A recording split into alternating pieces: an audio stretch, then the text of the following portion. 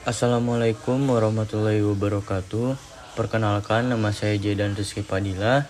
Saya dari kelas 11 MIPA 7 dengan guru yang mengajar Panjang HR SPD. Materi kali ini saya akan menjelaskan tentang carpon, yaitu carita pondok. Pengertian carpon atau carita pondok. Cerita pondok atau carpon atau dina bahasa Indonesia cerita pendek atau cerpen. Dina bahasa Inggris short story. Nyata karangan fisik atau rekaan wangun lancaran atau prosa jeung kaasup karya nu populer jeung pikareseupeun lantaran eusina rea nyaritakeun kahirupan sapopoe.